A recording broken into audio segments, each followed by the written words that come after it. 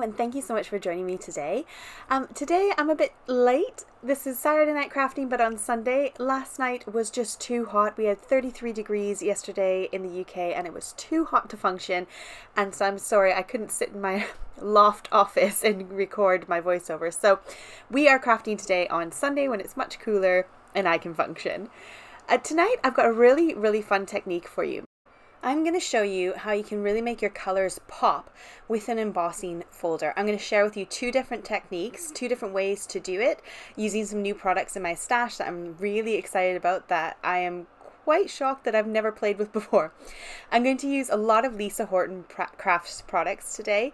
I'm so excited. She sent me a few things to play with and I am in love. They are things I've wanted for ages and I'm so excited to share them with you and show you how they work.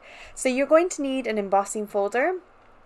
Any kind of embossing folder will work. It doesn't need to be a three-dimensional embossing folder. And I'm going to start, for my first technique, I'm going to use some watercolor card. So this is a piece of watercolor card cut down to the size of the embossing folder, so in this case 6 by 6 inches. I'm going to start by running it through the embossing folder to get that image imprinted into my cardstock. Now I'm using water reactive inks today, so I'm using Lisa Horton's inks, but any distress inks, distress oxides will work. Anything that is a dye-based ink should work, as it will give you a water reactive effect, so therefore you can watercolor with them. Now I am slightly misting my cardstock and slightly misting my inks that I have squished down on my mixed media mat. This is a scrapbook.com media mat. And I'm going ahead and doing a little bit of shading. Now I am a really bad artist. This is why I craft. I can't do art very well, but I wanted to have a little bit of shading, so I am adding a slightly darker edge to the outside and then coloring the inside slightly lighter just to give it a little bit more dimension, even though the embossing folder is doing that for me. So obviously once I'm going here, I realize I've missed a few petals. I'm not sure if some of the green ones should have been red, but we're just going to roll with it. Don't worry too much about it getting messy either. Don't worry about it going over the edge of your embossing folder area. So the flower in the middle, those petals, I obviously don't want to mess those up because I'm going into the green area, but any white space that is not embossed, don't worry. You can go as messy as you need. Now we are going to pop that back in to the embossing folder right where it was originally. Now I did make sure that that piece of cardstock was fully dry before I popped it in. I've run it through and now I'm being very careful to leave it in on that left hand side. So the left hand side is the raised side that's bumpy, the right hand side is nice and flat and smooth. We're going to take some black ink. I'm using a pigment ink. It stays wetter for longer and therefore it makes this technique easier.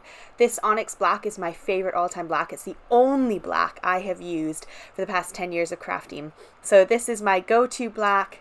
It is like, and it just doesn't die. I love it. It's the best ink pad. I have a reinker for it as well, but it is a nice dark black. Now be careful. Obviously you can get your fingers in this ink and you don't want to then put your hand on the left hand side and put black where you don't want black. We're going to take a brayer. You could just do direct from ink pad onto the embossing folder. However, I find that sometimes you get more ink where you don't want it. Now because this is a 3D embossing folder, you can see it's picked up some blobs in the middle of that embossing folder. I'm going to get rid of those because I don't want those kind of taken away from my flower. So I'm going to use some alcohol. This is the easiest way to remove pigment ink. If you have some isopropyl alcohol or rubbing alcohol, this will work. I have used 70% and I've used 90%. They both work just as good at removing ink. So I'm going to go ahead and remove some of that ink. Now I am removing some of those really nice black lines, but I'll share with you in a minute how you put those black lines back on really easily and you don't need to worry about the embossing folder. So I'm going to close that nice and carefully and run it through my Big Shot again, and that ink will transfer over. Now it's not going to be amazing because it is quite a big panel that you're covering in black, so I always do this twice. I'm going to run it over a second time with my ink, make sure it's really nice and inked up, and again I'm going to use my cloth and remove the ink from the places I don't want it to be, and then I'll run that through my Big Shot again and really press that black ink in. Make sure that panel does not jiggle or shift on the left hand side because you don't want to end up with black where it shouldn't be. And this is the result. Now you will see on my next sample that it does transfer over a lot easier, but given the big element in the middle, I think it was struggling to get some of that black ink on that side, but I'm going to share with you a really quick and easy way to just fill in those patches. Now again, to clean off this embossing folder in 2 seconds, just take some alcohol, spray it on there, and it'll wipe off instantly. Same with on your mixed media mat if that's what you're using. So here's my patches. I've got a really small makeup brush. This is a flat end makeup brush. Now I have ordered more of these. I've also ordered some more like flat white ones, and I'll share the links with you down below. They are from AliExpress, but you can get them so much cheaper, and you can get a really big bulk mix of them. So I've just gone a little bit crazy this weekend and ordered a whole bunch more brushes because I find they are so nice for using with stencils, so nice for blending in with colors. So I've ordered some more, and I'll link them down below with you so that you can enjoy them as well if you're looking for some good brushes. Now here's the trick. I'm going to come in with a black gel roller pen, and I am going to fill in those little spaces that I can't get with a blending brush. My black pen is nice and black, and I'm just going to color in those extra spaces. So a really easy way to just kind of fill in those patches. Then I'm just dragging my pen through those embossed lines and filling in the lines that were originally going to be there when I covered it in black. I just felt like that kind of made the flower stand out a little bit more.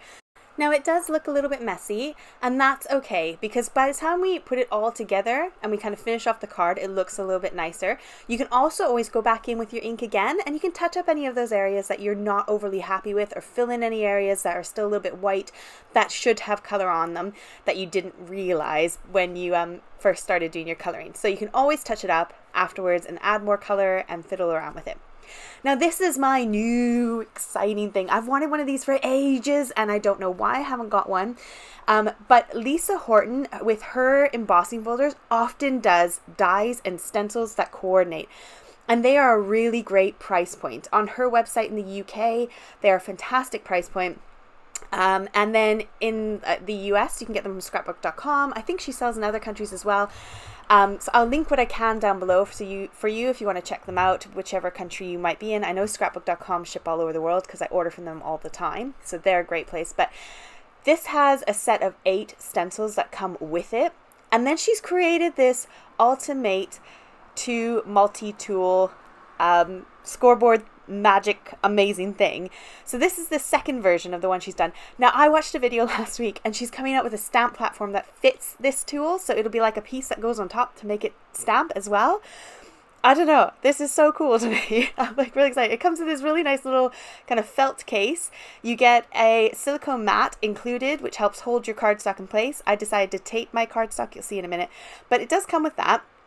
It also comes with a whole bunch of tools. So you've got a pick-me-up tool, like a wax tool, and then you've got like a stylus on the other end, but you get a whole bunch of other stylus pieces with it as well. So the stylus pieces are all on the other side. They've got these little hidden corners, which is quite fun. And I'm really sorry, I'm not trying to give you a sales pitch. I'm just so excited. I think this is so cool. And I don't know why I haven't got it so far. You've also got this little piece here, which I think you can put over top of the stencils to keep them from moving about, or possibly maybe it's a die that cuts. I need to ask Lisa Horton about that. So here's my next embossing folder I'm going to use, and it comes with the dies, so you could cut this out, you could color it in and then cut it out, and it'll be this beautiful perfect piece that's also embossed.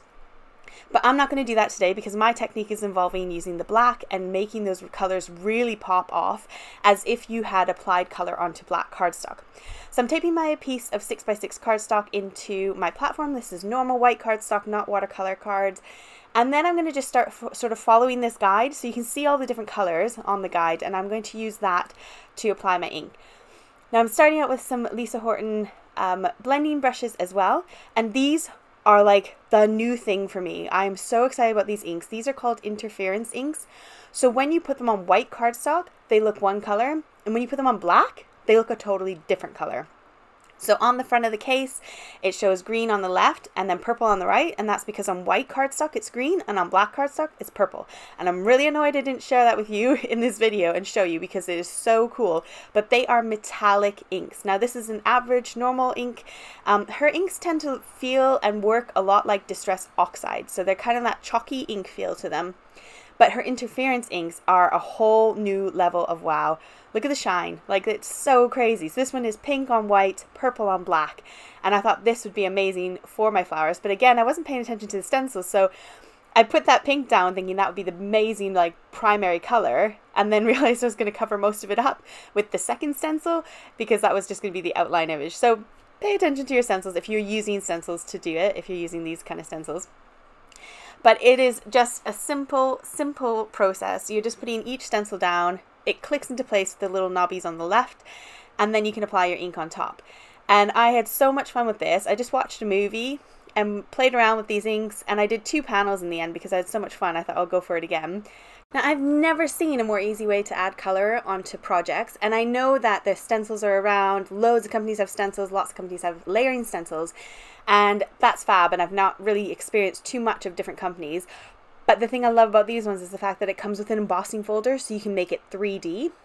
So when you're using these ones, you want to make sure you put your ink down first, and then you can add it into your embossing folder to make it kind of pop off. So here's that gorgeous shine. You can see those interference inks really blinging off the page. It's so exciting. I have played with them so much. I love them. And they're water reactive.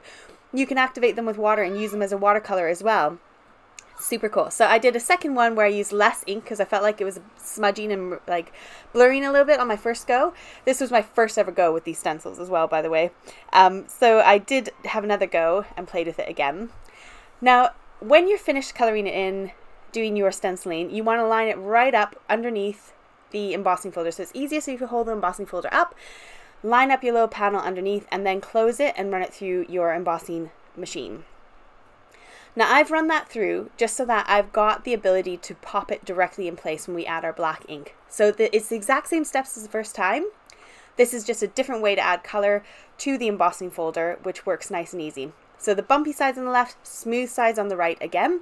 I'm going to take my panel and line it straight back up onto the bumpy side in a minute, but I'm going to add my black ink to that smooth side exactly the same as we did the first time.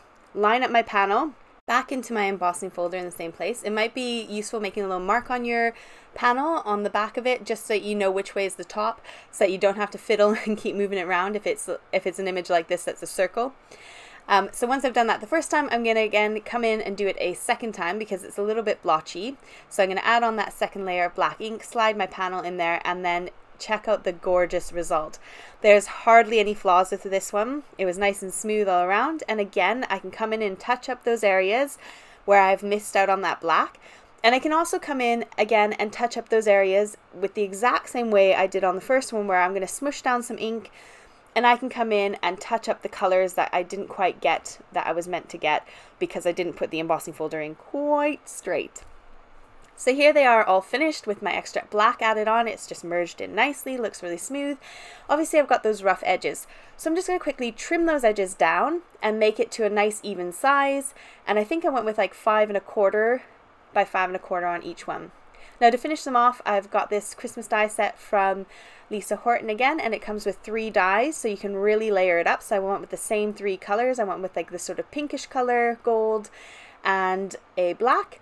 And then I used some of these flat back gems from Alina Crafts to finish it off. So I put a big pearl on the center of each one of those flowers, or poinsettias, I think, poinsettias, and then popped up my sentiment with some foam tape and finished off that card like that. And then for my next card, I used the same sort of supplies, but I stamped out with gold embossing powder instead, a Christmas greeting from like a really ancient Christmas stamp set from my stash. I really don't have anything current in my stash for Christmas stamps. I need to work on that. And then I took a whole bunch of those flat back gems and just kind of piled them all onto the middle of the poinsettia. And kind of finished off the card that way. So I hope you enjoyed this. I hope you enjoyed this technique. It's really easy to do. There's multiple ways you can color in those images with your embossing folder, but if you've got an embossing folder, you can add that black on and it really makes those colors pop. Gives you such a cool result. Thank you for joining me today, and I look forward to seeing you next week. Take care and have an awesome week ahead. Bye.